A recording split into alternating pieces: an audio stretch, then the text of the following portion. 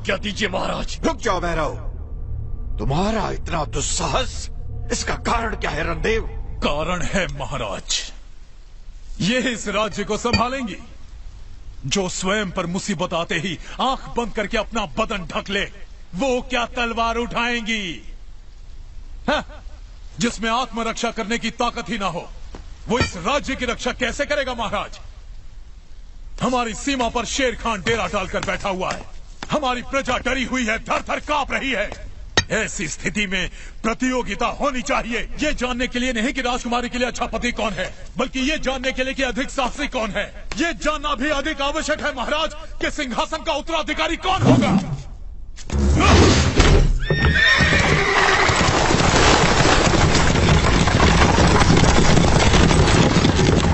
राजकुमारी मैत्रा उसी से विवाह करेगी जो चुनरी लाकर इनका और राज्य का गौरव बचाएगा। अगर किसी को आपत्ति हो तो हमें सूली पर लटका दे, नहीं तो हमारी चुनौती स्वीकार करें। अब कोई उपाय नहीं है महाराज, प्रजा आपके निर्णय की प्रतीक्षा कर रही है, स्वीकार है या नहीं? हमें स्वीकार है।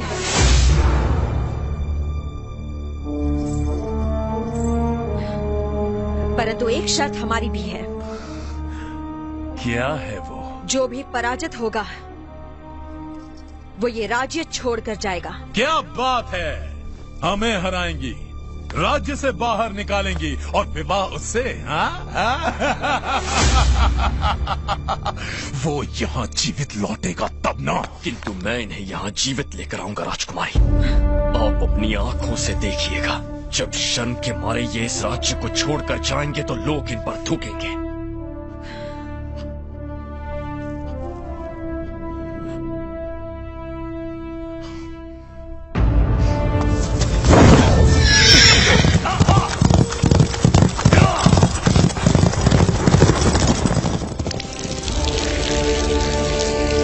राजकुमारी की चुनरी को जो पहले रेखा के पार ले जाएगा वही होगा विजेता।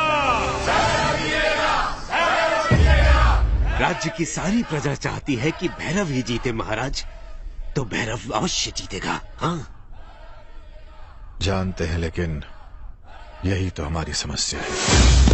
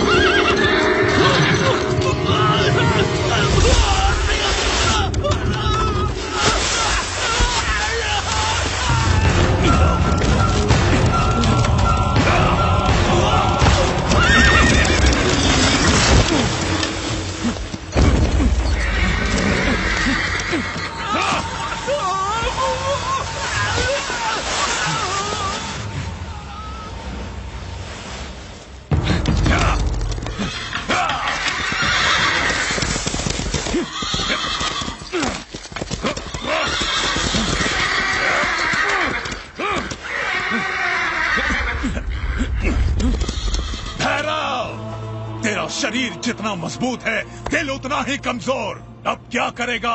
चक्रव्यूह में फंस गया तू। अब तू घोड़ों के प्राण बचाएगा या राजकुमारी की आन? निर्णय तेरे हाथ में है।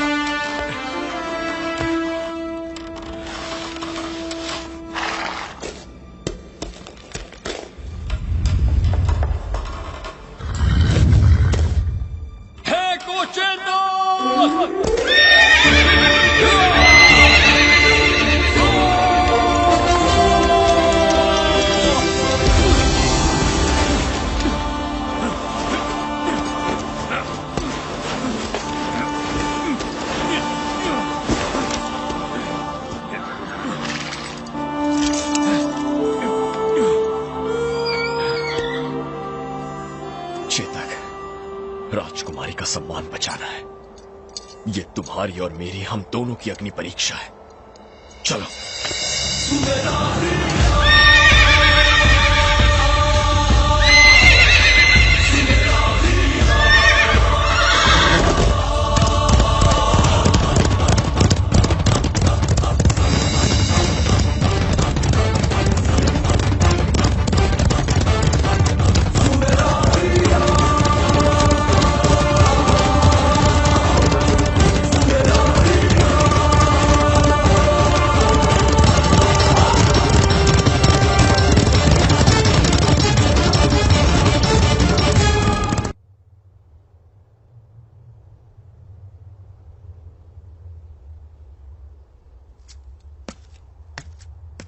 वो आ रहे हैं।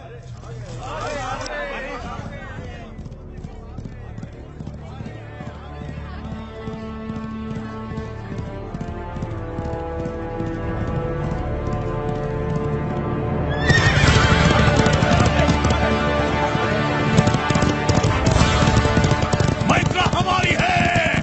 चुनरी तो सेनापति के हाथ में है, पर जीतेंगे भैरव ही।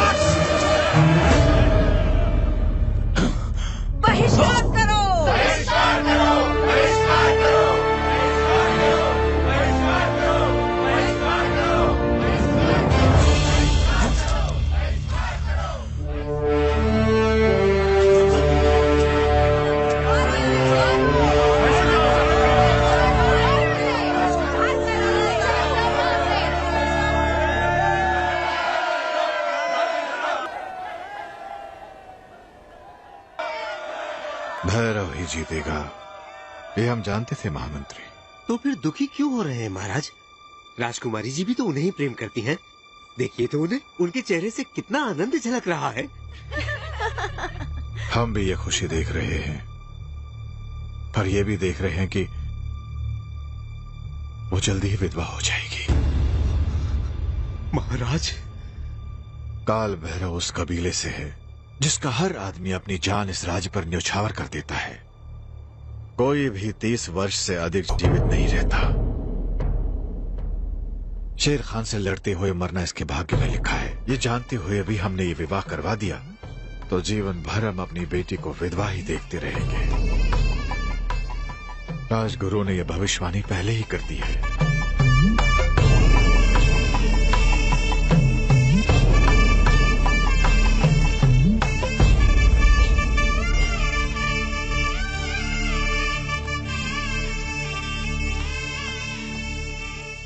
तुमने राजकुमारी की आन बचाई। तुम्हारे होते हुए हमें किसी बात की चिंता नहीं। ये मेरा धर्म है। राज्य के लिए तो मैं अपनी जान भी दे सकता हूँ। राज्य के लिए तो तुम अपने प्राण भी त्याग सकते हो, पर क्या राजकुमारी को त्याग नहीं सकते? महाराज, एक महाराज नहीं, मैत्रा का पिता तुम्हारे सामने भीख मांगता है।